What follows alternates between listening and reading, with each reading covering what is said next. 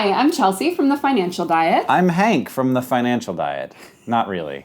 A little bit. I help produce the show. And today we're going to be talking about money, success, working on creative projects, all of which Hank knows a little something about. I know everything about money and success. So tell me a little bit about how you were with money growing up. Were you always the kind of kid who saved and planned and invested for the future? I loved to have money. I didn't really care about it. Spending it was never a thing, especially as a kid. All the money that came to me, grandma checks, anything I found in the couch cushions, I would keep and hide. It was like a collection. But did you have plans for it? No. In fact, the two things that happened to that money were my brother would steal it from me, or I when I got into high school age, I spent it all on Magic the Gathering cards.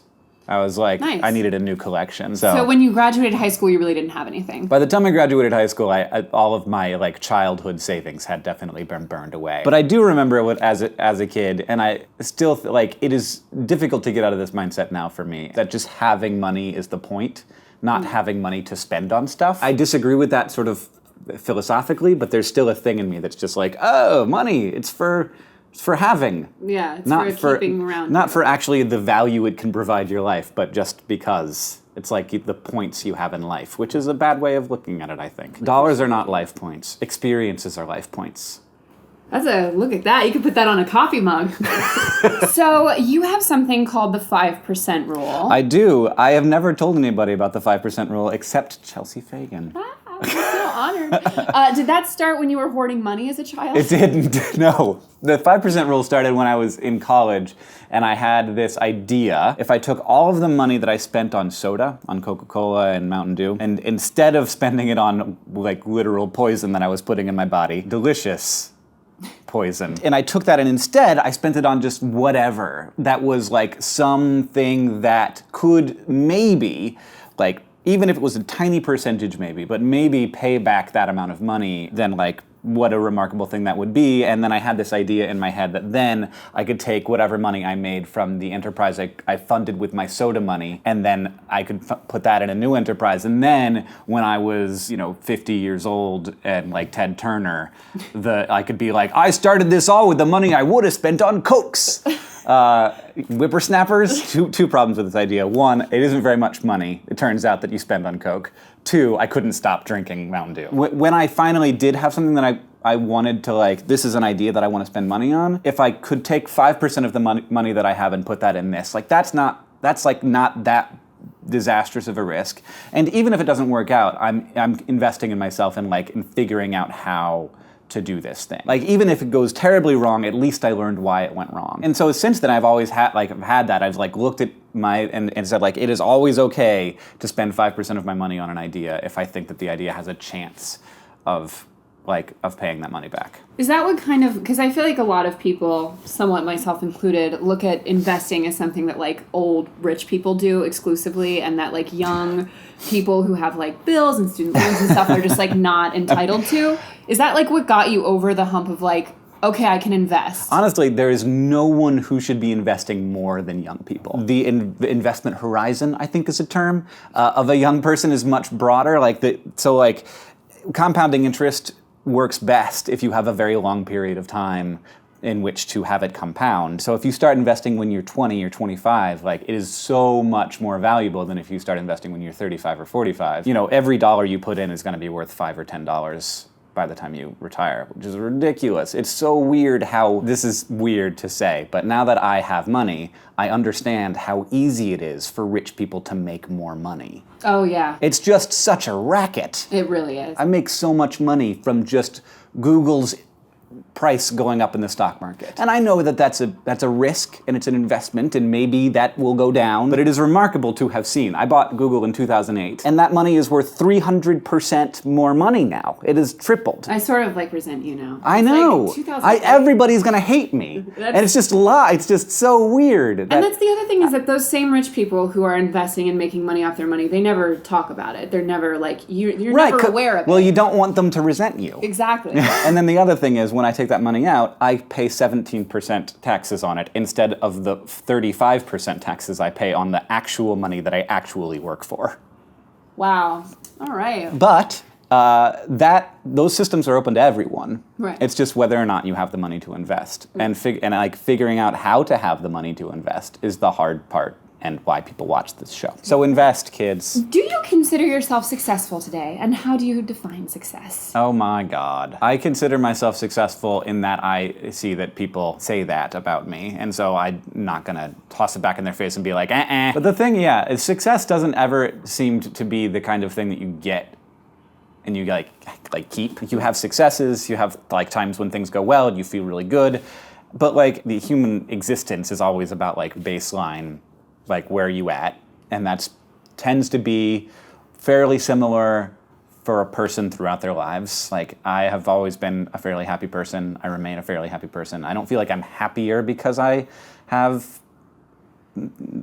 success, whatever, like this kind of success. I feel like I'm happy because I don't have to worry about money very much. Like I'm secure. Like that's what I feel like it is. There's a lot of ways to get to security, and one way is just to have like stupid amounts of money that you could never spend the amount of money and get yourself out of security. That's not where I am, by the way. But that's one way, and another way is to like have the amount of money that like an amount of money and like not be stupid with it. Well, and also it's to like remain somewhat conservative in your tastes, because I know that you're not like someone who's out there like buying Ferraris. No, I do not have extravagant. I live in Montana, Right. And I'm happy to. When I come to fancy places, I'm like, ooh, fancy. I don't feel compelled to participate in that. But do you think world. that keeping that gap between like your taste level and what you could have is like a huge part of it? Yeah, well, I think what it is finding value in life that isn't the value of the goods you have. Like that's what I really think it is. And society, like advertising, the industries that sell things, they want your self-worth to be tied up with the worth of the things you can afford, the worth of the things that you have. Separating those two things is difficult, especially if you live in a place where like obviously there are lots of people walking around in very, very nice things, fancy things. Like you see that as this gap between their level of like value and your level of value, and that's really kind of what we mean when we say success. It's like it's a little bit like, do you see yourself as in a top tier of usefulness to society, which is kind of a screwed up thing. Like, and that's not really how like I want to imagine myself, and it's certainly not how I feel like people should imagine themselves. Do you have any money rules or lessons that you use now because you've achieved a modicum of success that you wish you'd started implementing before you had? I think the number one thing was realizing that investing in myself was more valuable than investing in anything else. I wish more people who have had lots of money would see it this way.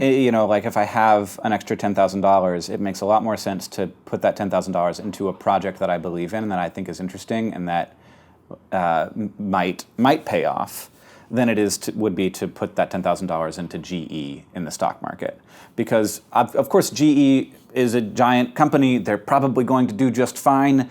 But I did this once, and GE totally tanked. But like, even if my idea tanks, I've got this thing that I can put on my LinkedIn page. Also knowledge that I didn't have before. And like, that's what school is about. That's why it's okay to take out a low interest loan to go to school, because you are investing in yourself. What is something that you would tell someone who wanted to start out in a creative career but was worried about it not making enough money? There aren't a lot of careers that are actually safe right now, and creative careers are much more likely to be safe, because in creative careers you make things for people, and computers are bad at that. Now, what I would say is that there's nothing quite as powerful as having a combination of a creative degree and an expertise in some other thing, whether that's like history or law or business. Like, that is very powerful. Probably business may be the most useful, right? Yeah, yes. If you're a freelancer, you are a small business owner, and it's hard. Like, there's a lot of parts of that job that are,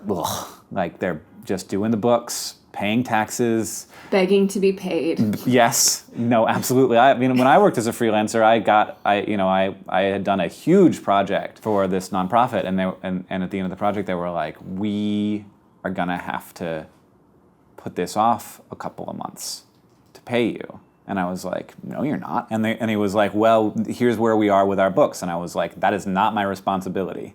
Right. And they paid me. But I think that creative professions are extremely valuable. I know a lot of people who make good money in them. I know a lot of people who have been hired right out of school in them. At the same time, like, obviously I majored in sciences and I worked in the sciences for a while, and now I don't. Mostly what I do is write and edit video and manage people. What is the big thing today in terms of finance or career or whatever that you could still do a lot better? Being a good boss is really hard, and I think that's why so many people are bad at it. It is a really complex creative task that can be wonderful and can be awful. Really, the big step is understanding that people aren't like you. Like, all people are different. They're motivated by different things. And when I get frustrated with somebody because they're not doing something the way that I would do it, or they're not feeling the way that I feel about it, it's because they're not me. There's this very weird thing where if it's the boss's problem, it's the employee's responsibility to work around it. Really, it should be both of those people trying to come to the place where they're making it work. But I feel oftentimes that bosses feel they have much more responsibility to their company than to their employees. And I think that is not the way to approach that equation, because The people are your company. yes, correct. Well, thank you for talking to us. Thank you. I feel so much smarter and more money savvy now. Boom. Boom. There was some financial advice. All right. And as always, click the subscribe button and go to thefinancialdiet.com for more. Woo.